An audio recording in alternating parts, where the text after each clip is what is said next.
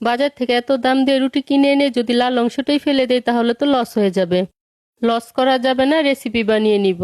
রেসিপিটা তৈরি করার জন্য এখানে আমি 2 কাপ পাউরুটির লাল অংশটা আগেই গুঁড়ো করে নিয়েছি।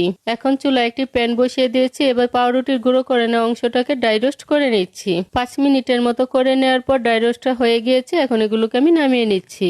এখন এই একই প্যানে 1 কাপ চিনি দিয়ে দিচ্ছি। সাথে সামান্য পরিমাণ জল দিয়ে ক্যারামেলটা তৈরি করে নিচ্ছি। ক্যারামেলটা তৈরি করে নেওয়া হয়ে গিয়েছে। এখন এটাকে আমি খুব ভালো করে দুধের সাথে মিশিয়ে নিচ্ছি।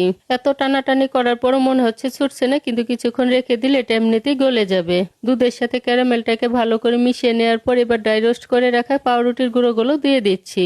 এখন চুলার আঁচটা লোতে রেখে খুব ভালো করে দুধের সাথে মিশিয়ে নিব। মিশানোর সময় যদি মনে হয় যে দুধের পরিমাণটা কম হয়ে গিয়েছে তাহলে এখানে কিছু পরিমাণ দুধ আবারও দিয়ে দিবেন।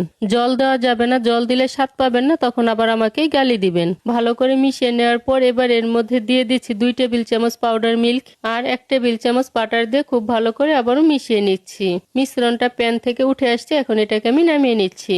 এবার কেকের মতো শেপ দেওয়ার জন্য কেকের মোল্ডে আগে কিছুটা বাটার ব্রাশ করে নিয়েছি। তারপর কিছু ড্রাই ফ্রুটস এর উপর ছড়িয়ে দিচ্ছি। এবার জাল করে নেওয়া পাউরুটির মিশ্রণটা এর উপর দিয়ে খুব ভালো করে বসিয়ে দিচ্ছি। এখন ভালো মতো সেট হওয়ার জন্য 10 মিনিটের জন্য এভাবেই ছেড়ে দেব। 10 মিনিট পর মোল্ড থেকে বের করে পছন্দ মতো শেপে কেটে নিয়েছি। ও হ্যাঁ, ভালো লেগে থাকলে ফলো এবং শেয়ার করতে ভুলবেন না।